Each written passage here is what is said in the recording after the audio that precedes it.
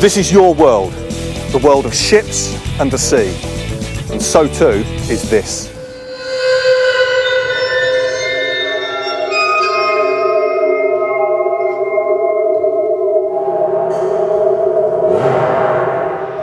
There's a link, a chain if you like, between your world here and the world out there that's been slowly poisoned by pollution. Because what we do here makes a real difference out there on dry land. For years we've been poisoning our planet, and for years we could just shrug, say we didn't know what we were doing. Not anymore. Thanks to reports, tests and detailed surveys, the world now knows what causes acid rain, global warming and the depletion of the ozone layer. We do, man, and the chemicals we use. Often those chemicals come from factories and cars on land, but they also come from ships at sea.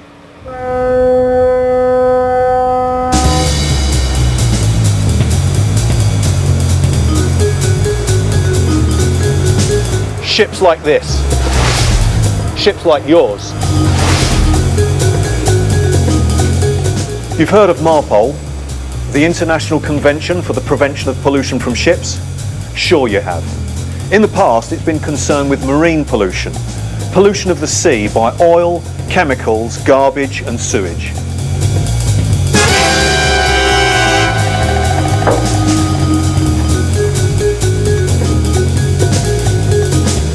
Now there's a new annex to MARPOL, another bit, and it's called Annex 6.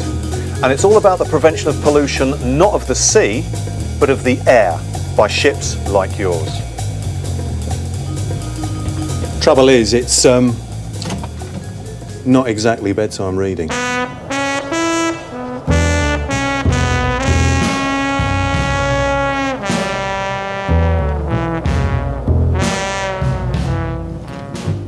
See what I mean? It's not exactly Harry Potter. Trouble is, you can't ignore it.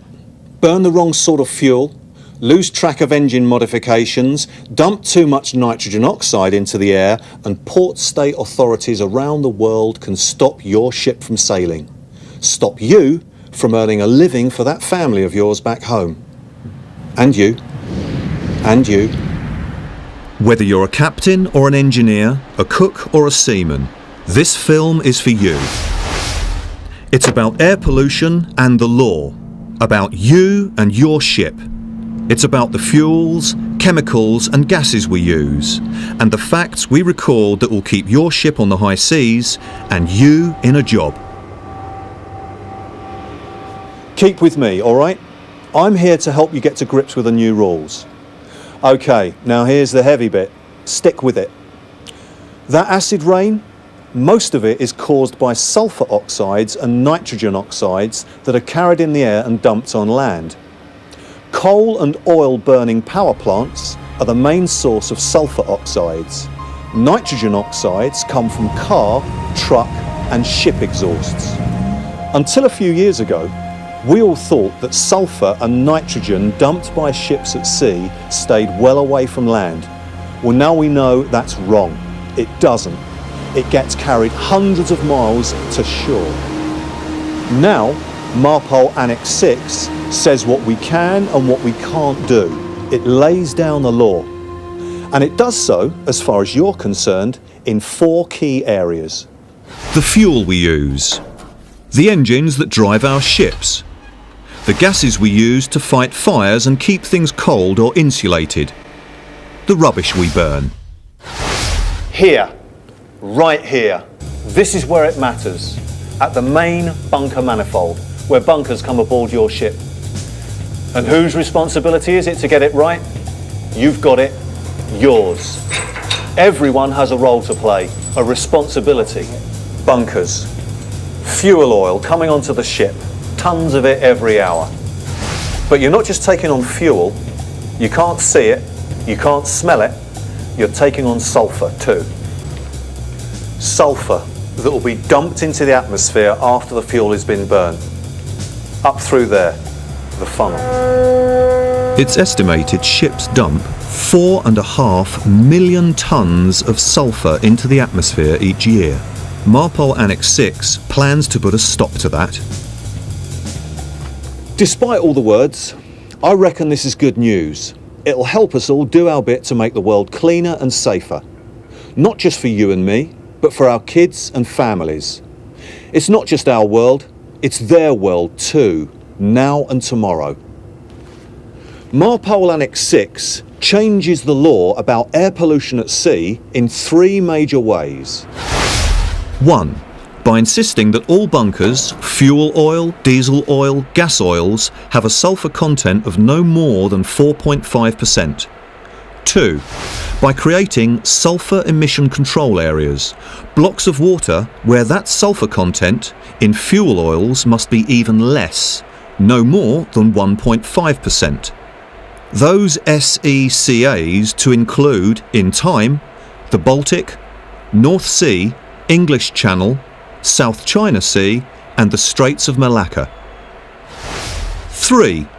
By ordering every ship to carry a valid International Air Pollution Prevention Certificate and an Engine International Air Pollution Prevention Certificate, an EIA-PP.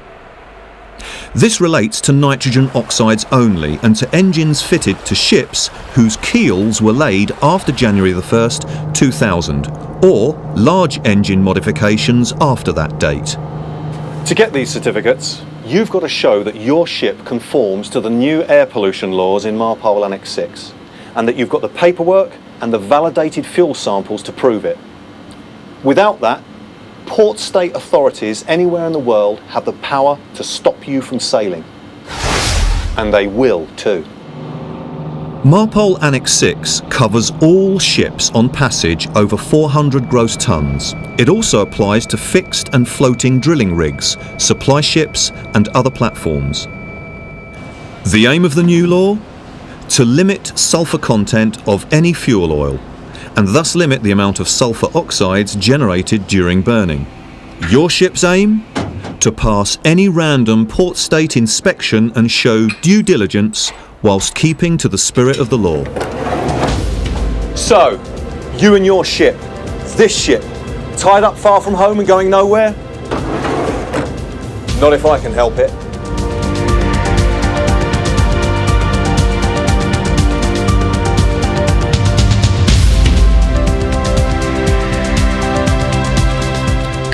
It starts here, right here, at the inlet bunkering manifold, the point of custody transfer where fuel supplied by someone else flows into your ship.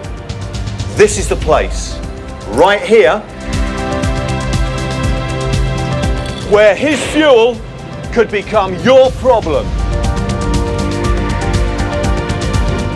One thing's for sure, once the fuel comes aboard, it's your responsibility to make sure that the fuel flowing through this pipe here is no more than 4.5% sulphur. So you need to take a sample. In theory and in law, sampling is the responsibility of your fuel oil supplier and should be witnessed by all parties. But we live in the real world, right? Which means that it's not down to him, but it's down to you. Because as you and I both know, the chances are the supplier won't even take a sample. Won't even come aboard. So, sampling is down to you. Do it once, do it right. Your ship's commercial survival is at stake. Ready?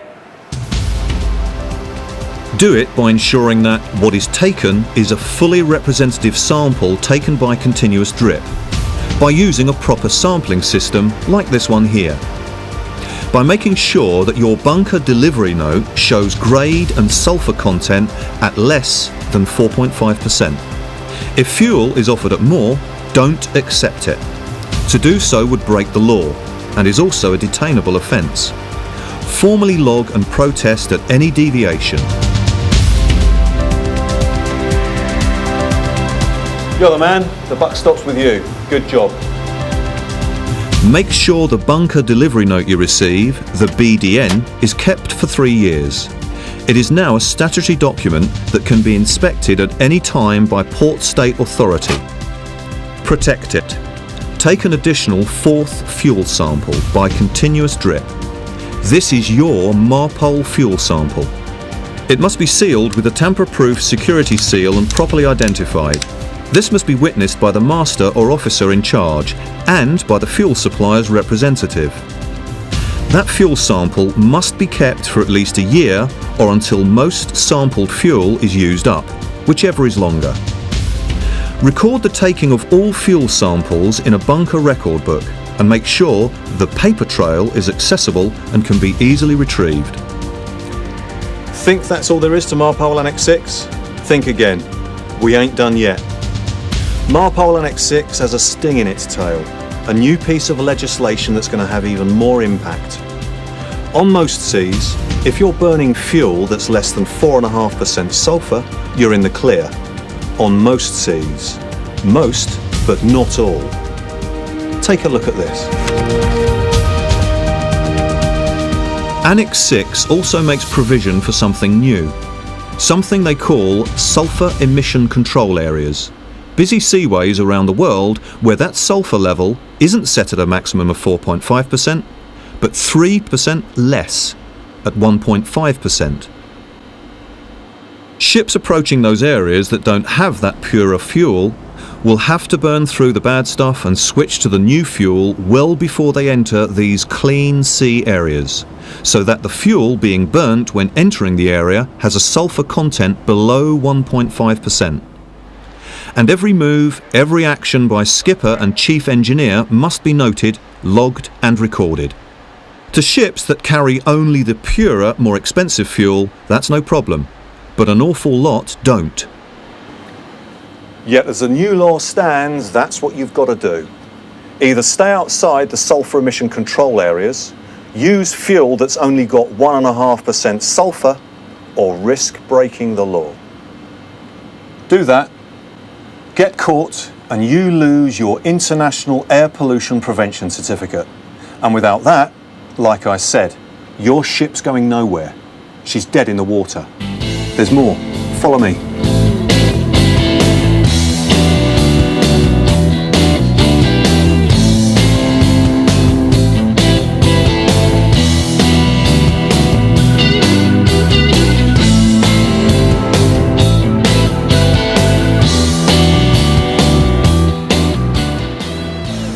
MARPOL Annex 6 kicks in down here too. The name of the game, as with all MARPOL Annex 6, is to prevent and control air pollution from ships. You've heard what the law now says about sulphur in fuel. This part is about marine engines, diesel engines specifically. It's all about cutting down on the emissions of nitrogen oxide, the stuff that comes out of the ship's exhaust, the funnel. And how much of that escapes out into the atmosphere depends largely on the efficiency of that, the engine. The law applies to every diesel engine, apart from emergency engines with a power output of more than 130 kilowatts on passage, on ships whose keel was laid after January the 1st, 2000, or which have undergone major conversions since that date. When it was first installed, every engine was tested and certified to perform within MARPOL limits for the emissions of nitrogen oxides.